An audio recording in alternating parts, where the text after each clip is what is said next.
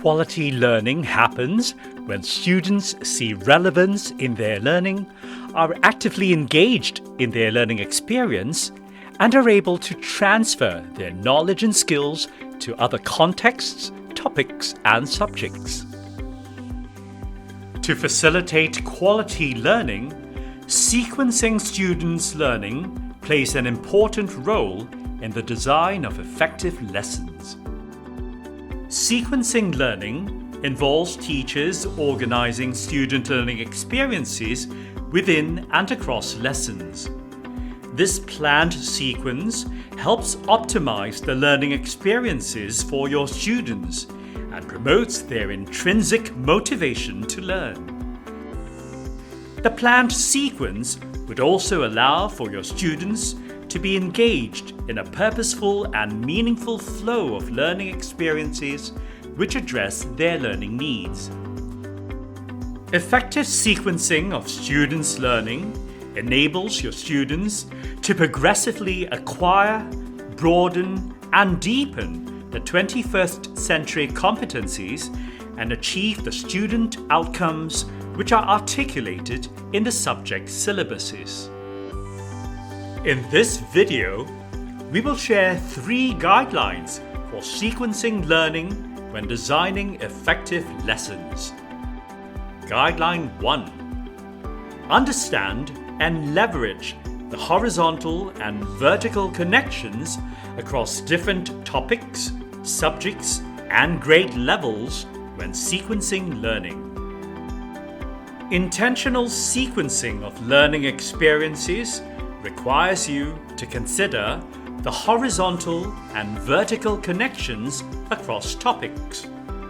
Horizontal connections refer to the links across topics within a subject, as well as the links across topics for a particular grade level. Vertical connections refer to the links across different grade levels, whereby concepts are reviewed and new knowledge is built based on prior knowledge learned at the lower grade level. Knowing the horizontal and vertical connections helps you to determine the learning direction and decide on the learning approach to move your students towards the lesson objectives and desired student outcomes. When leveraging the horizontal and vertical connections to sequence your students' learning, they will better understand the links across topics, grade levels, and subjects. This positively impacts how your students process the new learning and retain and apply information, ideas, and concepts. Students also get to experience smoother transitions during the lesson and across lessons. Guideline 2. Decide on a suitable teaching approach.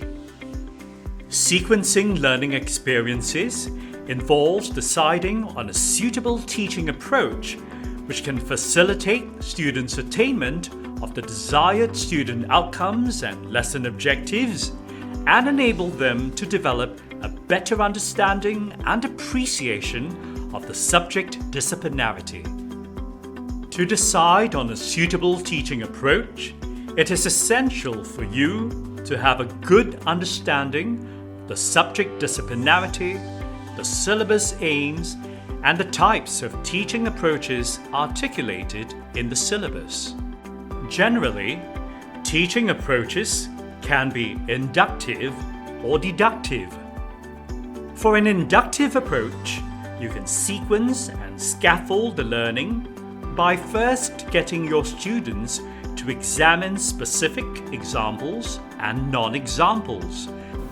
In your groups, examine speech A, which is an exemplar of a persuasive speech, and speech B, which is a non-example of a persuasive speech. Why is speech A persuasive but not speech B? What are the features of a persuasive speech, and how do they affect the reader? Speech A is persuasive as it influences how the audience feels. This is important as it makes the speech convincing to the audience. Before guiding them in the discovery of generalizations or understandings that undergird these examples. Christine has pointed out an important feature. Yes, to write a persuasive speech, you would need to carefully choose the words and examples used to appeal to the logic, values, or emotions of the target audience. For a deductive approach, you can sequence the learning by guiding your students to see how the knowledge and skills can be applied in specific contexts through concrete examples. For subject-verb agreement, remember to check if the noun in the sentence can be counted. Then see if it's singular or plural to help you choose the right verb form to use after the noun. In your groups, let's use what we've learned to choose the verbs for these sentences. The boys is or are playing football. The keys to my house is or are found. 3 baskets of grapes is or are on the table. For example, look at this sentence. The baby is cute. The noun baby is singular, so the verb that comes after baby is also singular. If the sentence has babies instead of baby, the verb that you write will be in plural form. Some other factors that could affect your decision to select an inductive or a deductive teaching approach include the mode of inquiry of the subject, the lesson objectives and success criteria, and the student's level of readiness.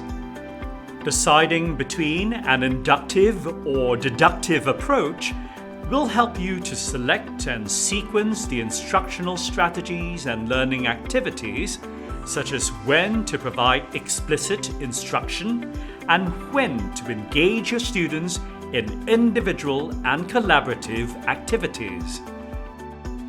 It would also help you to consider the teaching aids and learning resources to deploy, including the integration of educational technology where relevant to support the sequencing of learning experiences.